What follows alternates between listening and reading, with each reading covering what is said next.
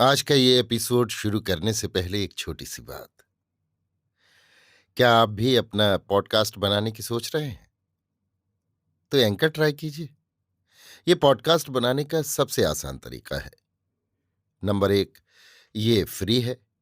Number दो, इसमें कई सारे ऐसे टूल्स हैं जो आपको अपने फोन और कंप्यूटर पर रिकॉर्ड और एडिट करने की फैसिलिटी देते हैं। नंबर तीन, आप अपने पॉडकास्ट को डिस्ट्रीब्यूट भी कर सकते हैं, जिससे इसे स्पॉटिफाई और दूसरे प्लेटफॉर्म पर सुना जा सके। तो डाउनलोड कीजिए फ्री एंकर ऐप या विजिट कीजिए anchor.fm पर अपना पॉडकास्ट स्टार्ट करने के लिए। ये तो थी एक छोटी सी जानकारी, और अब शुरू करते हैं एपिसोड का सिलसिला। तो आज के एपिसोड में लीजिए सुनिए आचार्य चतुर्सेन शास्त्री के लिखे उपन्यास गोली के 35वें भाग लालजी की शत्रुता को मेरी यानी समीर गोस्वामी की आवाज में।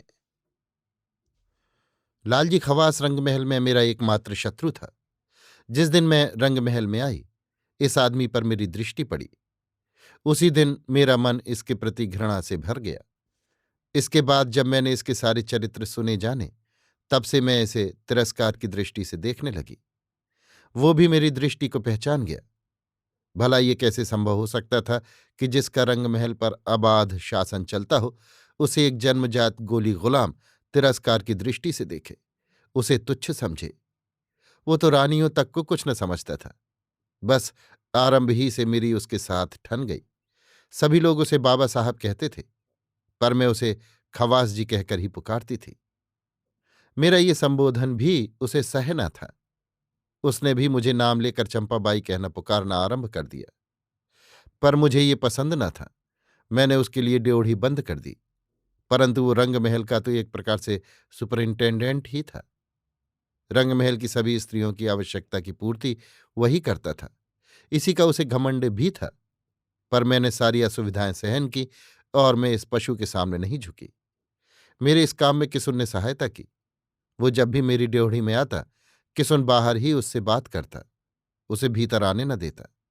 वो कहता, जैसे हम गोले चाकर हैं, वैसे ही तुम भी चाकर खवास हो, हमारे अन्नदाता नहीं हो। फिर कैसे हमारी सरकार को नाम लेकर पुकारते हो? तुम सरकार कहो और मुजरा जोहार करो, तो तुम्हारे लिए ड्योढ़ी खुल सकती है, नहीं तो नहीं। उसने अन्नदाता से भी शिकायत की, पर उन्होंने कुछ कान नहीं दिया। इसी से वो सदा मुझे तेल की धार में होकर देखता था। कहना चाहिए सदैव मेरी जड़ काटने पर आमादा रहता था। पर मैं उसे मुंह नहीं लगाती थी, उसे तुच्छ और कमीना समझती थी। मैं जान गई थी कि महाराज को जितनी बुरी लतें थीं, वे सब इसी आदमी ने लगाई थीं। ये मनुष्य के रूप में पक्का शैतान था। संभव है यदि रियासत में ये पुरुष न होता, तो महाराज के अच्छे गुणों का और अधिक विकास होता। महाराज पूरी तरह से इसके चंगुल में फंसे थे। रंगमहल पर तो इसका अबाध शासन था ही, केवल मैं इसके शासन को नहीं मानती थी। इसी से ये मुझे तुच्छ गोली गुलाम की नजर से देखता।